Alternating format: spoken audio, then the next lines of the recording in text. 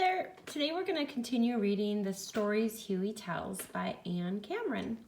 And today we are on chapter 4, which is called Tracks. Julian had a book from the library. By reading the book, he was learning to be a tracker and a guide and a scout. He had shown it to Gloria. He wouldn't show it to me. I could learn too, I said. You couldn't, Julian said. I could too, I said. Julian shook his head. A tracker is strong and silent. You're too little and you talk all the time. I hate it when Julian acts like that. It makes me want to fight him. But I didn't say one word. I just went away. In the night, I woke up and went downstairs. Julian's book was lying on the couch in the living room. I picked it up. I couldn't read it all, but I could see it was about tracks.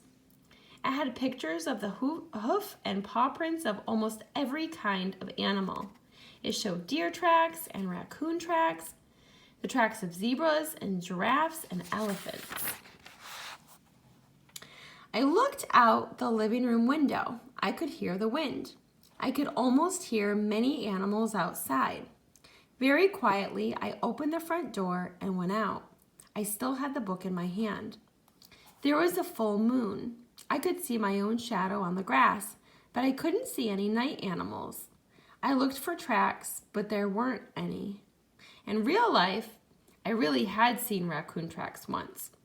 I looked through Julian's book until I found some. I decided to copy them. I found a sharp stick and went to where a driveway divides our lawn into two parts. The driveway isn't paved, it's pebbly and sandy. Raccoon tracks look almost like human hands with narrow fingers and long, sharp claws for fingernails. I stood on the grass and used my stick to copy them along the edge of the driveway. I walked on the grass to the street. Then I walked on the paved street to the other side of our driveway. I copied more raccoon tracks on that side so it looked like the raccoon had turned around and gone back to the street.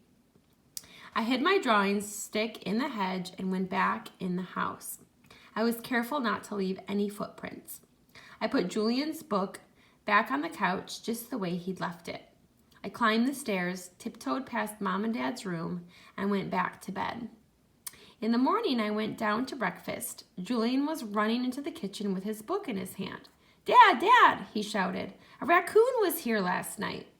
"Really?" my dad said. He went outside with Julian to study the tracks, and I went along. Julian showed Dad his book. When Dad bent down to look at the tracks, I tried to look at Julian's book too, but Julian wouldn't let me. Whenever I tried to, he covered it with his arm and poked me in the ribs with his elbow. My dad stood up. "It sure does look like a raccoon was here," he said. "Sometimes those little rascals come around to eat food out of garbage cans. From now on, we'll need to keep the lids on tight." The next night, I woke up. I looked at the clock that sits on top of the brick on my night table. It was 1 a.m. Julian was asleep with his pillow over his head. I went down to the living room. I found his book on top of the TV, open to a page on African safaris. I went down to the basement and got my dad's hammer. I took it and the book outside. The moon was not quite as big as the night before, but there was plenty of light for working. Every few feet, I mashed up small spots of sandy ground with a hammer. Then I rounded them out just right. I stood up and compared them to the picture in Julian's book. They looked the way they were supposed to, just like zebra tracks. Zebras leave hoof prints like horses. Their tracks are deeper in the ground than raccoon tracks. That's why I used the hammer. In the morning, Julian was so excited he was yelling, "Mom and Dad, Huey, come look. There was a zebra here last night." We all ran outside. My dad studied Julian's book and the tracks. "Hard to believe," my dad said, "but it sure does look that way." "Could it have been a horse?" my mom asked. "All the horses around here wear shoes," my dad said. "These tracks don't show shoe prints. Gloria came over and saw the tracks. Amazing, she said. She and Julian decided to make a zebra trap. They made the cage out of straight sticks tied together with rope. I brought them the rope from the basement. We should put a carrot in the cage to attract the zebra, Gloria said. So Julian did. He asked permission to sleep on the front porch so he could watch for the zebra and catch it. Gloria got permission to sleep over and help.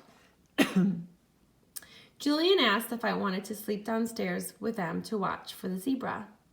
We could take turns watching and sleeping, he said. I said there wasn't room for 3 of us on the porch. Besides, I was tired. But in the night, I woke up. I looked out the bedroom window. The moon was not as big or as bright as the night before. I went to the basement and got a hammer, a chisel, and a flashlight. Across the living room on silent feet and peeked out the window to the porch. Julian was on the floor in his sleeping bag with his pillow over his head. Gloria was sitting up with her back against the wall facing the zebra cage, but her head was tipped over on her shoulder. She was asleep. On tiptoe, I went out on the porch. The porch has one board that squeaks. I didn't step on it. The tracking book just touched Julian's hand.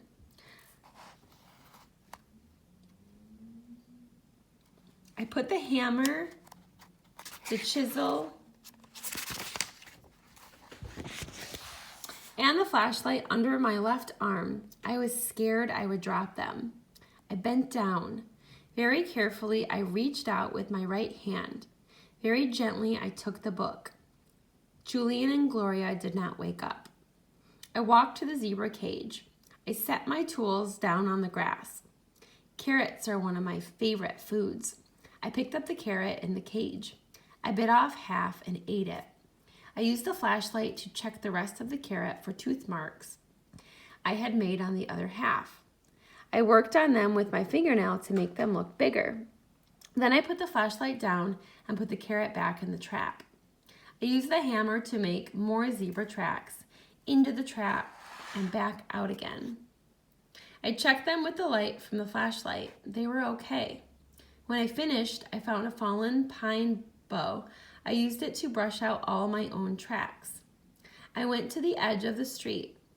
At the edge of the street, there was a narrow, sandy place. There was room for some very good tracks.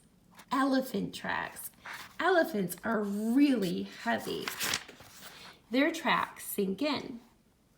I used the chisel to soften up the ground before I made the tracks with my hammer. I made fat, round tracks with bumps for the toe marks, 5 each on the front feet and 3 on the back, just like the picture in Julian's book.